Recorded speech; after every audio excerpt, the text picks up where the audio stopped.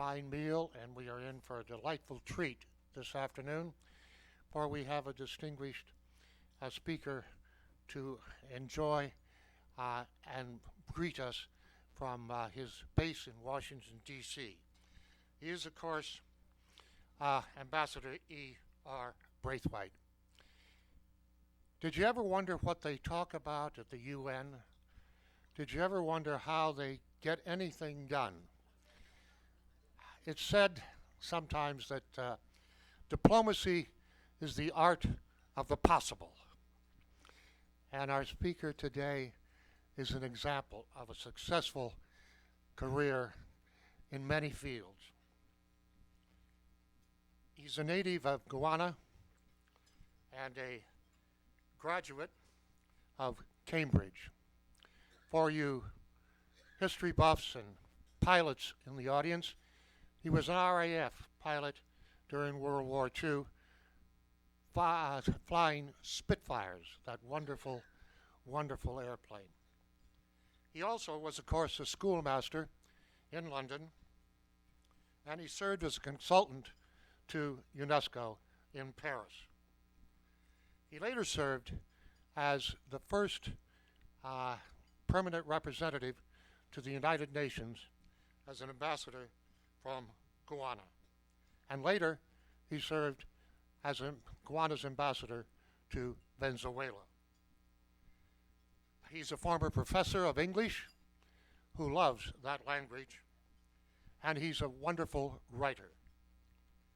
He is a member of the Board of Trustees of Howard University in Washington and George Mason University, and he's the author of 8 books, the most famous of which is, of course, To Sir with Love, which was made into a movie starring Sidney Poitier.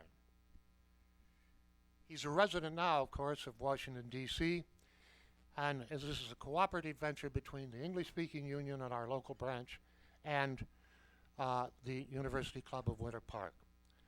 So here to regale us with his stories and love of life as an ambassador is His Honorable E.R. Braithwaite.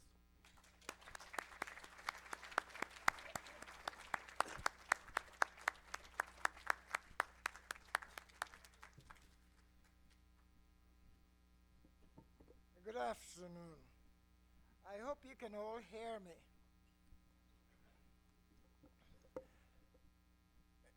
You've just been promised that I will regale you. You're in for a disappointment. I have never been able to regale anyone. To begin with, I don't know how to tell a joke. I miss out the punchlines. As you heard, I am from a little nowhere place called Guyana.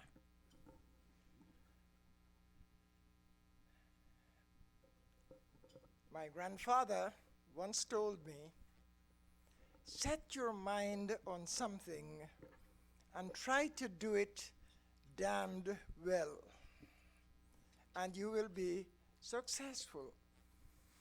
Happily, my grandfather has been long dead, so he won't be disappointed when I tell him he was wrong.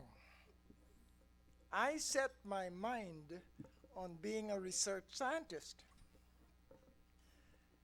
I worked towards that end. I passed all the exams which were necessary, and from an institution which has a worldwide reputation.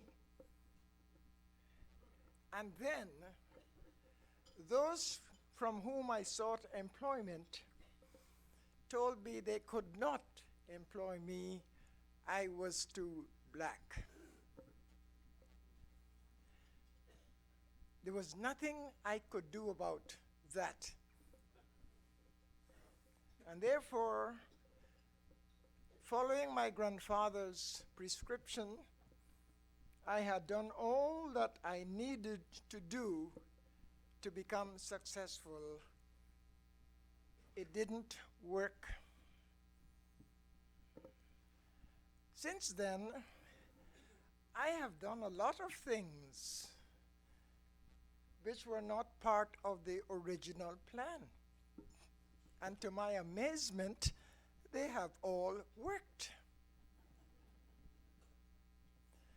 I read English in my spare time because I loved the feel of the language.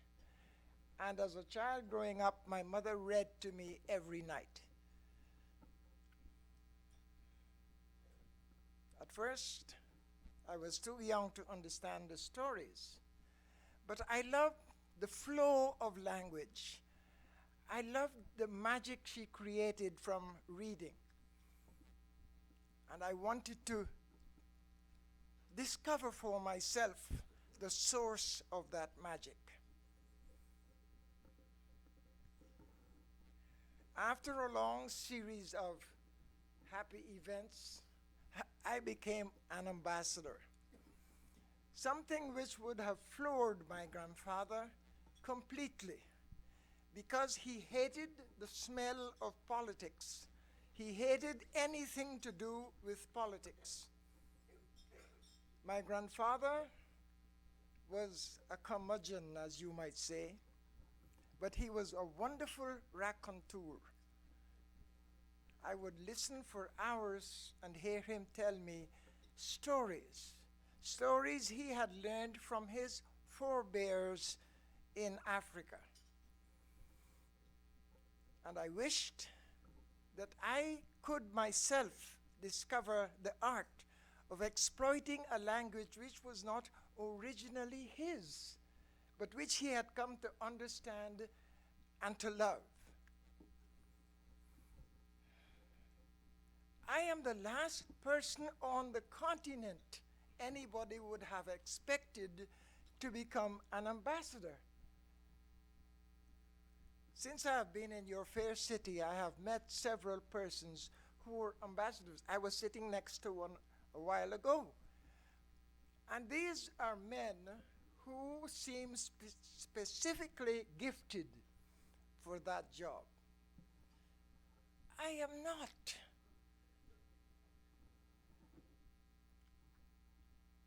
When I first arrived at the United Nations, the only thing I had going for me was that I was a writer, and I had recently had the pleasure of seeing my name in lights in New York City because of a little book I had written some time ago, which seemed to develop a life of its own, was finally made into a movie about which I'm sure you have heard. I could not understand the popularity of this movie. I still can't. It has very little to do with my book.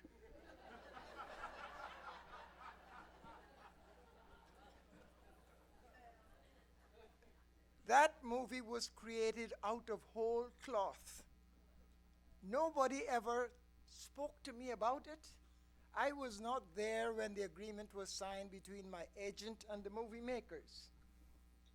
Only when the movie was halfway through production did it occur to the director to chat with me. He invited me to come and see the movie being made. I don't know if you are aware of this simple fact. A movie is not made as you see it on the screen. It's made in bits and pieces which are then attached together. So I was there to observe a few of these pieces being created out of whole cloth. Nothing to do with my book. I think the director realized I should not be around.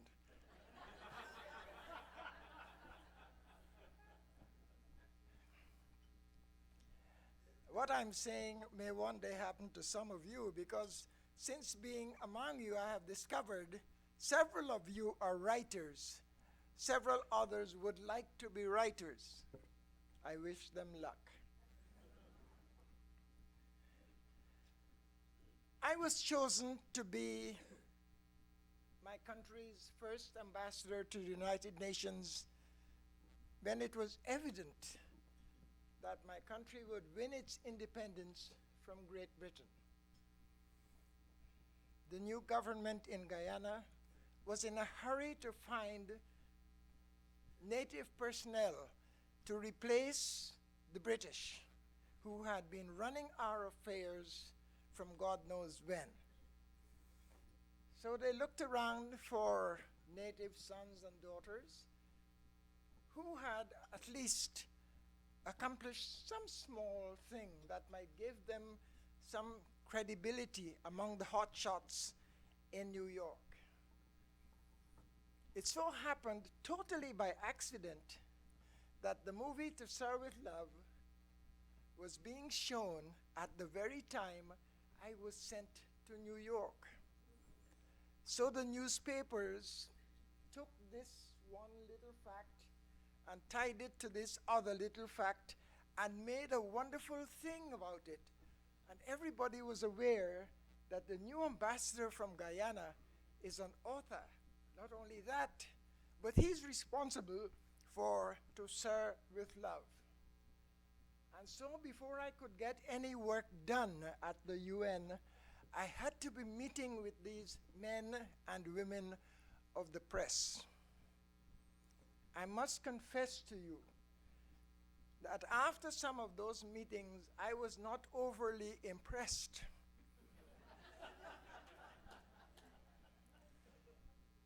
People would ask me questions to which the answers were so self-evident. I wondered, these are the New York press, these are the bright stars of the media. However, I managed.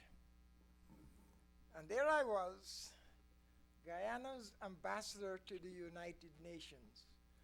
You might think that this is the most wonderful thing that could have happened. I got news for you. Many of the ambassadors from those elevated states, I can name some, Britain and France and Germany and Russia. Did I mention the United States? Many of these men were confirmed ambassadors. I appeared in their midst with nothing to commend me in terms of international affairs. At least, so they thought. I was fortunate. Before going to New York, I had worked in Paris for UNESCO. My job was to go around the world helping in those ways which UNESCO could, those countries that were themselves seeking independence. With some of these new countries, they wanted to demonstrate that they could take charge of their affairs without intervention from others. And one of the things that mattered was to demonstrate that they could create institutions of their own, like schools and colleges and universities. Now, my business was to talk with them about some of their plans, to read some of their plans, to discuss their plans with them. Now, here's the catch. I am black, and many of these small countries were, like me, black. And these men and women from those small countries, those representatives, expected me, a black man, to be sympathetic immediately to their programs and procedures and whatever. Because after all, why live in this black skin if it cannot immediately establish kinship with other black skins? How do you say no? I had to learn day by day to listen. It doesn't matter who was saying what. My job was to listen. and then say, I have heard you. I understand your point of view. Now, will you listen to me and let me tell you how these matters are seen from the UNESCO perspective? So we both managed to listen. I could then happily write my report, knowing that I had been listened to and that I had listened. Sometimes, no matter how hard I listened, I never got it right, because these persons were determined to get what they wanted. And as they saw it, my business was to make it easily possible. Now, finally, Guyana becomes independent. I'm sent to New York. And now I must meet the real ambassadors, the men who are born to it, the men who have grown in it, the men who have doing it all these years. And I must say they were not too patient observing me. In meetings, at first, I sat very quietly. I said nothing. But on occasion, when I think my quiet should would be misunderstood, I would open my mouth carefully and sometimes disagree.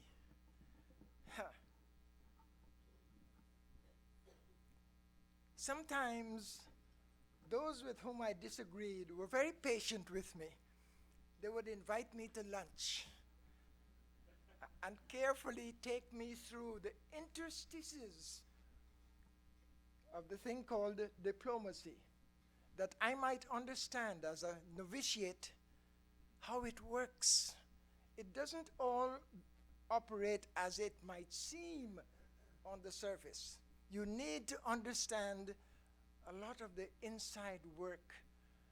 They would tell me how they were not alone in the things they did. They had a whole phalanx of people behind them, helping, investigating, negotiating, doing all sorts of things, none of which I had. Because where the hell was Guyana going to get all these people from? But my concern was merely to listen, make notes, go home, review those notes, and then make a report which I would send to my government. Let them make the decision. But in all this, I learned the art of listening. And sometimes you knew that it was rubbish coming out of these established mouths, because you have seen the realities as you travel. Before I got to New York, I had already, for UNESCO, visited every continent, listened to a lot of people. I had seen the reality, because when I visit a country, I don't only speak with officials. I want to get down and dirty with the ordinary people. And at nights, I would put on a sweater and a pair of slacks and wander through, sit in shebeens and, get to hear the story. And these very elevated personalities would try to set me straight.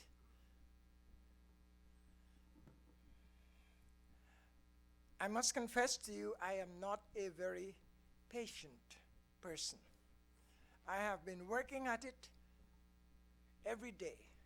Even now, I find myself in difficulties sometimes. I'm hearing things which, they bother me, to put it mildly. But I keep my mouth shut because I want to hear more.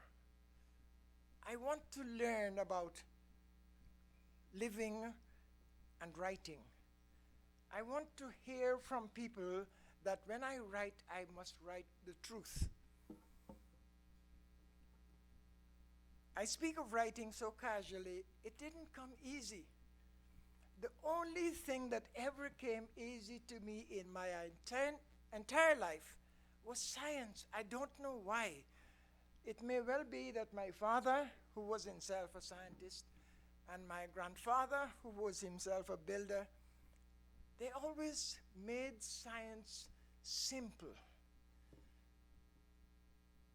Before I ever went to college, my father and grandfather taught me algebra because they felt this was the key to understanding mathematics.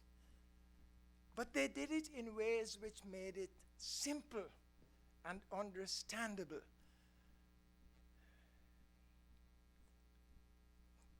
The word algebra was not designed for a person like me. It wasn't designed for a black young man to understand. He had to learn it, like so many other things. I had to learn them, but not just learn them to discover how to pass an exam, but learn them to discover how to apply them to everyday living. My grandfather was the first person who ever said to me, the purpose of an education is not to acquire degrees. The purpose is to think. My grandfather said, if you can think your way through life, success is assured. It's proven that to me.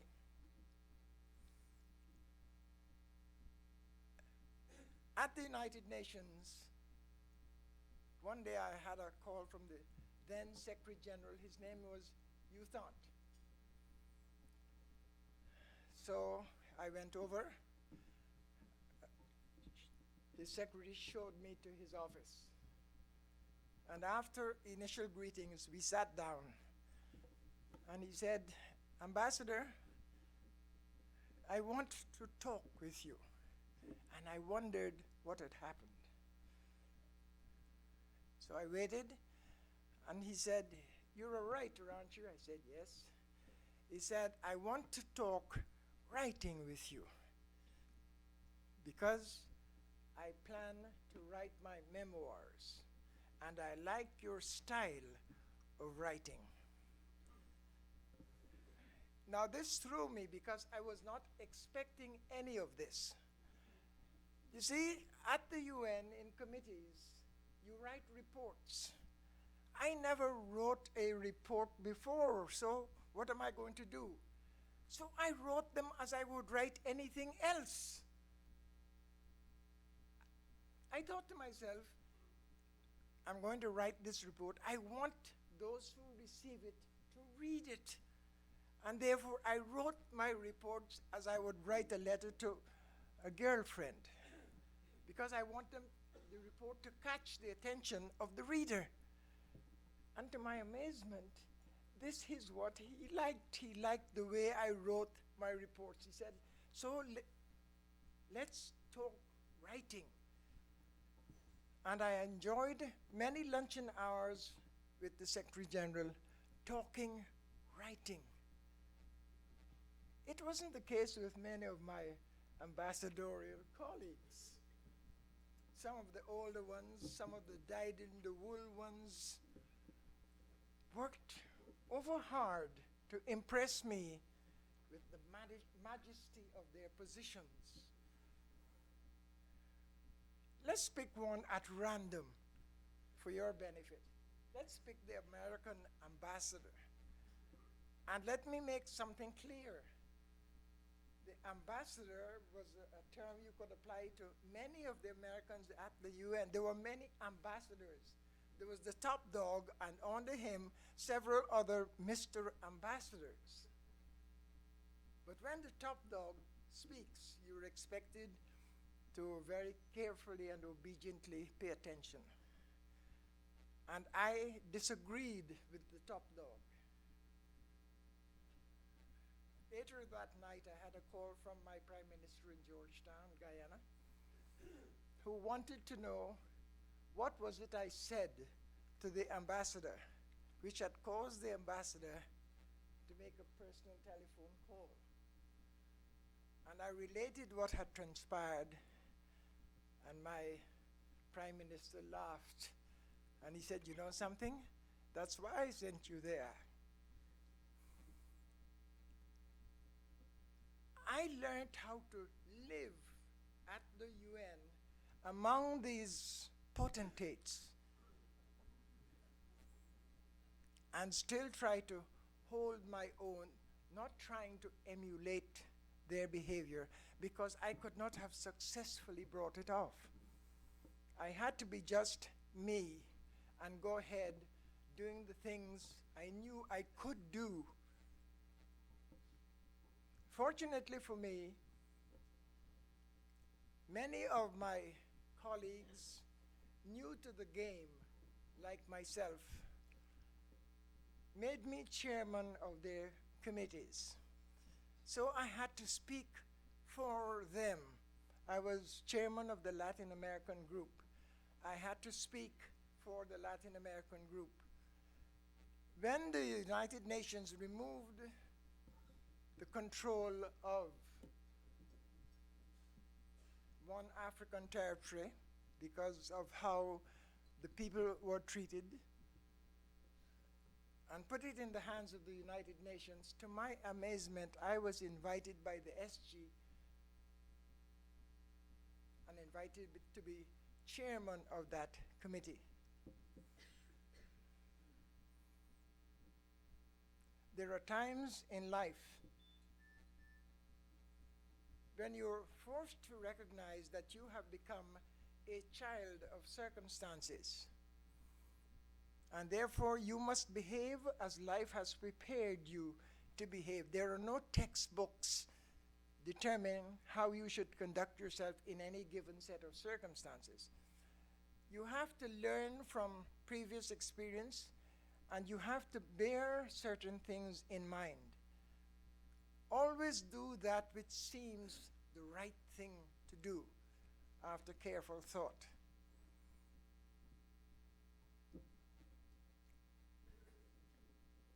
I sometimes wished that I had done other things with my life than those ambassadorial duties. A lot of the times it seemed unnecessarily officious. Because when you travel through a place like Africa, for instance, you must meet with high officialdom. But if you choose, you can meet the man in the street. There is nothing that stops you from doing that. And then you listen to both sides. And it forces you into a realization of your position. It's not the pompous personage that so often seems to be the case. You need to remember at all times, you're no better than the others. You're no better than the little man in the street. Circumstances have placed you in a special position, but placed you, the same person who could be so ordinary if you wished.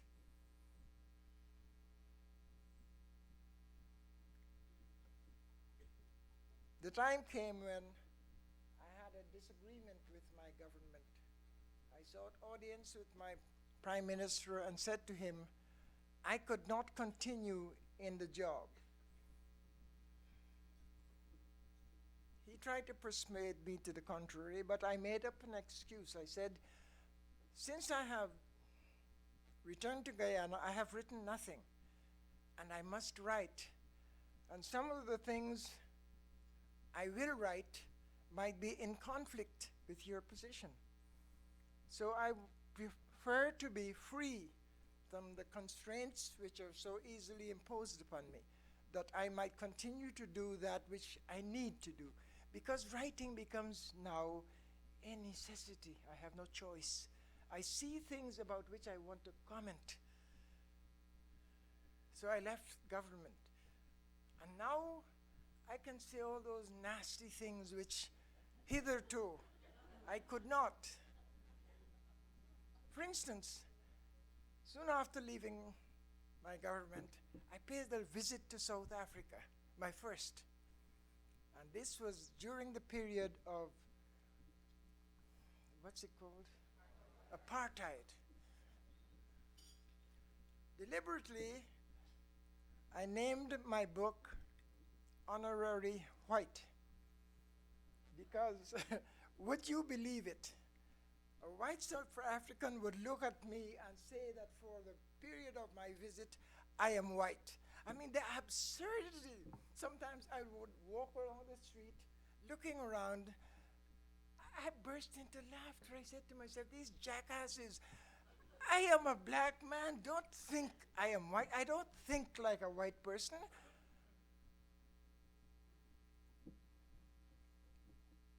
You know, life sometimes tests us in some extraordinary ways. Once I was approaching my hotel in Johannesburg, and I saw a black man standing near to some trees by the side of a park. He waved at me, I waved back, and then I walked over to him. So I said, "Can we talk?" He said, "But you're not allowed to talk to me." I said, "Where do you get that from? Who says I'm not allowed to talk to you?" He said, "But look, you were supposed to be a white man." We both broke down in laughter. We just hugged each other laughing because he's telling me that I'm supposed to be a white man because I am in South Africa. Now, can you understand the absurdity to which men go when they want to keep others in subjection? So I was this honorary white. And I saw things in that country which made me attempt to understand the kind of depravity to which the human mind can reach when it wants to lift itself up beyond the norm. I mean, these white men and women adopted a belief which told them that because of this accident of coloration, they were entitled to treat others like dirt. And they enacted laws which supported their claims. Throughout my travels through South Africa, I could not help but realize that the condition of apartheid could only have been possible with the silent approbation of Germany and Britain and France and Russia and the United States. I wish that some of these men who had agreed to this horror, I wish they could for themselves to see the results. Their representatives were all around the place, but nobody seemed to care because these were black men, and because these were black men, they were not entitled to better. And so I wrote about it. And this is why I love the English language. It allows me to say the things I want to say in the way that I want to say them. And the only thing which matters is that I must speak truth. I can't make it up. I must see it, I must test it, and then I must write about it. Before I stop, let me say this. I wish each of you who has who has seen the movie To Serve With Love, might buy that cheap $5 paperback.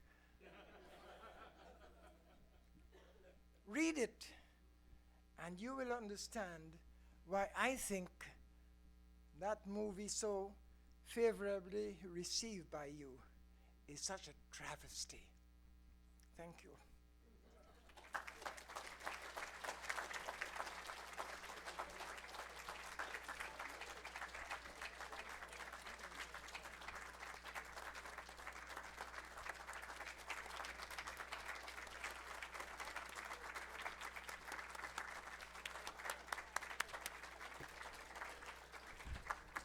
Thank you very much. The ambassador has kindly responded and will answer some questions that you might have. We would ask you for those questions to attend to Dan Schultz, who has a microphone, so that all can hear it. Do you have a question? Yes, right there. Thank you, Mr. Ambassador. Enjoyed the presentation very much. I wonder if you had ever worked with Ralph Bunche in the United Nations. No, Ralph Bunche was gone when I got there. Who was Secretary General? You when thought. Oh, U Tant. Okay. You know, to some of us, whenever there's an earthquake or a tsunami or anything, the Americans seem to be the first there with relief and whatever else. And despite Americans' generosity, why are we so hated in the world? Are you hated in the world? Well, that's a good question. I mean, if politically we seem to be. I don't think it's just a liberal thing. But you tell me, are we hated in the world? I don't know. I find that in my experience, there are lots of people who disagree with many American policies. They disagree because America is in the position not only to say things, but to do things. I don't think many of you might fully appreciate the widespread extent of American influence around the world. Wherever you go, people ask me questions because I speak English. Nowadays, nobody cares about the British Empire. That's long gone. But America is the place that seems to matter. News comes out of America, and people listen to news. And they ask me questions about America, expecting I am a repository of all these wonderful answers. I am not. But there's, for instance, let me bring you up to date on recent events. I travel, and people say to me, "What about Obama?" As if I must know about Obama. You know, he is black and I am black, and therefore there's something happening between him and me. I don't know. And they would ask me questions which are relevant. They say, how is it he's having so much difficulty in the United States? This extraordinary human being who has appeared on the scene out of nowhere. Why is he not received with the same enthusiasm as we from outside view him? I can't answer that because I am totally perplexed. I consider myself something of an intellectual. I listen to Obama, he makes sense to me. Ordinary, everyday sense. I too don't understand how it is that he cannot break through that thick crust which seems to completely encompass Republican minds, that he can't make any sense to them, doesn't matter what the hell he does or says.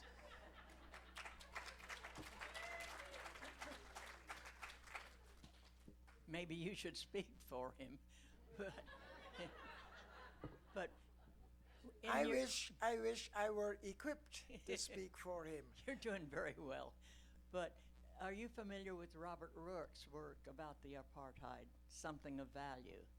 It was written in the 60s, I believe, and cited many of the problems that pervaded in Africa when the black and the white children, young people, got along beautifully, but when they reached maturity, then they lost the sense of value.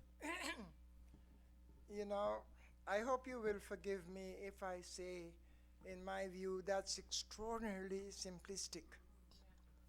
As I traveled through South Africa, I realized that thought literally was controlled in South Africa. The idea was to fear the black man, to create this about the black man which made impossible for a black and a white person to reason together.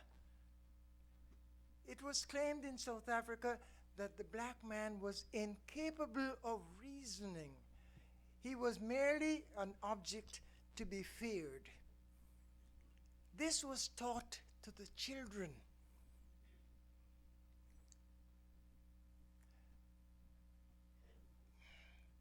You know, saying this from this distance seems such a waste of time because events have overtaken South Africa.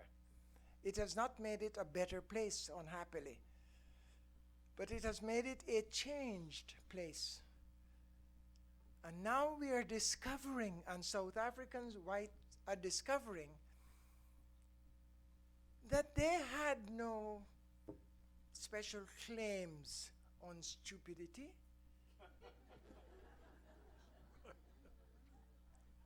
Those of us who seek power can always find arguments to bolster our attitudes and behavior. It doesn't matter if you're black or white or green or yellow. Stupidity knows no bounds. Turn on the television any time of the day or night, and you will see it presented to you. You wonder, how come? And what is even worse, you voted for these people. God in heaven. Sometimes I switch on to the channels that show me government in action. You know. Sir, first, I would like to tell you in all sincerity, you have made my day.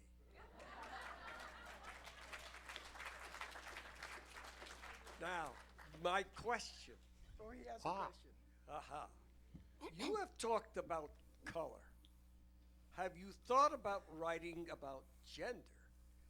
Women have not and should be recognized for who and what they are, and there has very little been written about it. It would be nice if you would do that, and I think we would all appreciate it.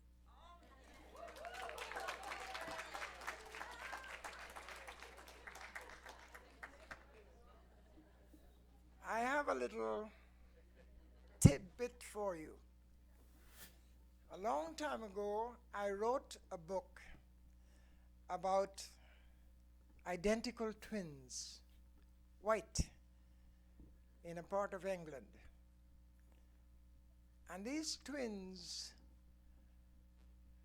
did everything together, good, bad, indifferent. Their father, who was a painter, got caught up accidentally during the Notting Hill riots in London. The Notting Hill riots were between new black immigrants and the native population. The father was hurt and briefly hospitalized. And these young men entertained a grievance against black people.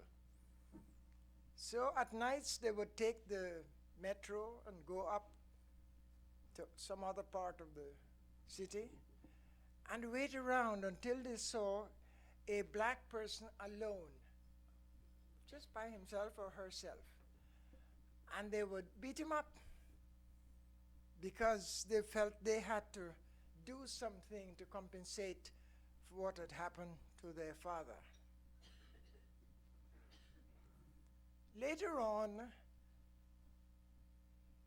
they were pursuing one of these nightly little escapades, but they picked the wrong target. A husky, strong, bright young black man. Their plans went totally awry. One of the twins was severely hurt. The young black man died, was left to die on the street. They ran away.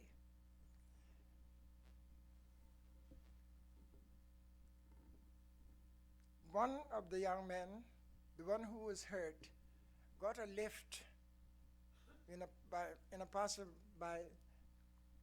car, and there was an accident, and both occupants of the car died.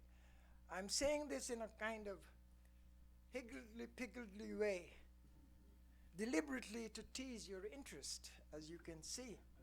However, the police became involved in pursuing the matter, and this remaining twin found himself under suspicion. There was nothing really to tie him to these events, and he claimed, and his mother supported him in the claim, that he was not out of the house that night.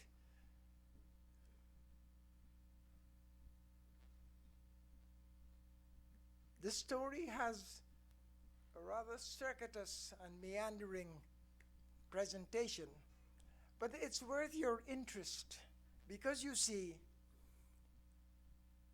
when this young man went to look at the remains of his brother, there was a young, attractive black woman who was there looking at the remains of the other occupant of the car. And nature inevitably has its way with us. There was an attraction established between him and her, less so between her and him. And he found himself in a situation where all the things he had imagined about black people came to bear upon him.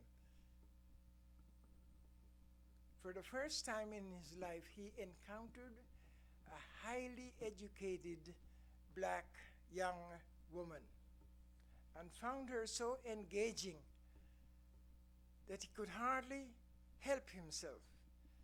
All the things he could not imagine about a black person were suddenly thrust into the forefront.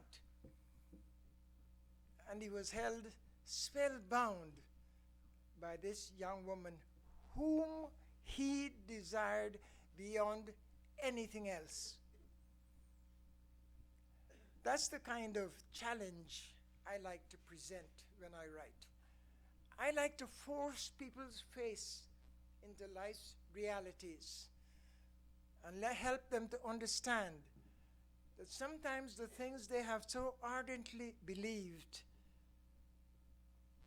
can't stand the acid test of reality. I can remember in my early days when I was an enthusiastic young scientist trying to find work, and would have, in my view, potential owners look at me and say to me that to employ me would be to impose certain risks within their companies, because I was only qualified for things at a certain high level, and that would place me above white employees who might not react favorably to that situation.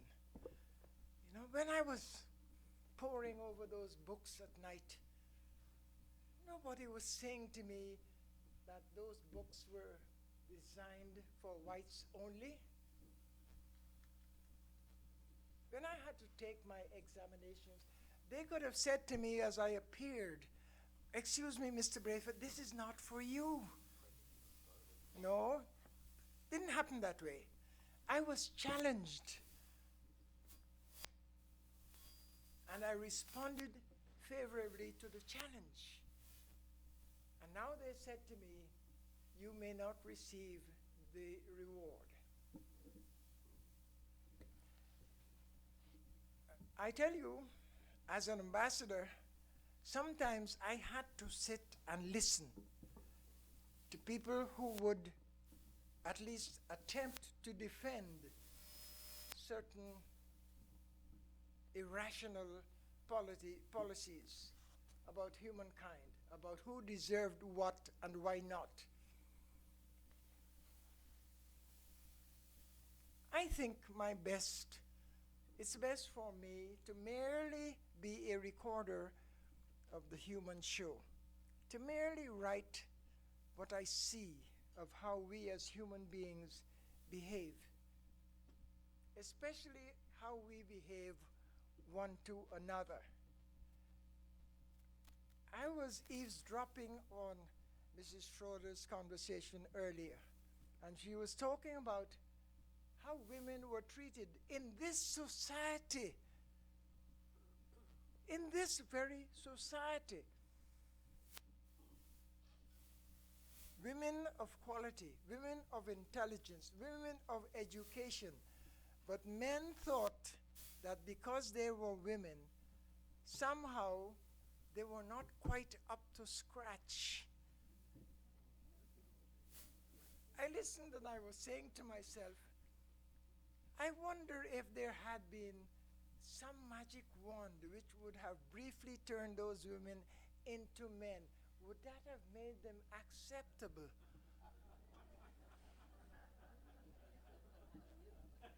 I don't think so. I think those same crusty men would have found another reason to disqualify them.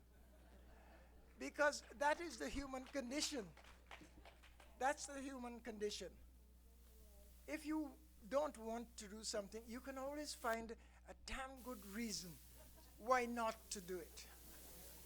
And it doesn't matter who says otherwise. This is how, as human beings, we are.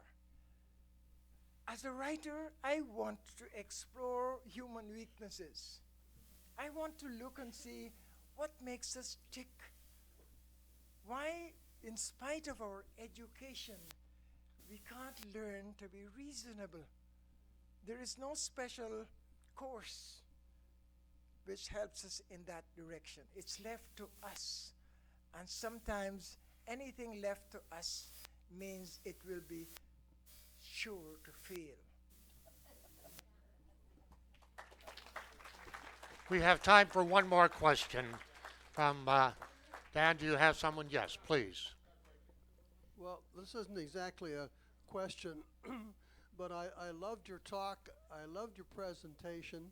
I loved your sense of humor. And I think that you should move to Winter Park and join the University Club.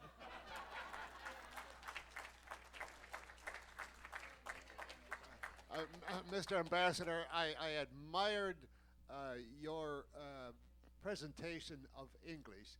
Your articulateness was overwhelming, and your message was beautiful, so well received. Thank you very much. Thank you, Dan. And thank you, Mr. Ambassador. We've learned a lot today, not only about your eloquence, but also your thoughts and the wonderful message you gave us about listening to one another, which you have emphasized in your career, and it's been a part and parcel of your life. We thank you so very much for being with us today. Please remember that the ambassador will be at the English Speaking Union next Monday at 3:30. It's free.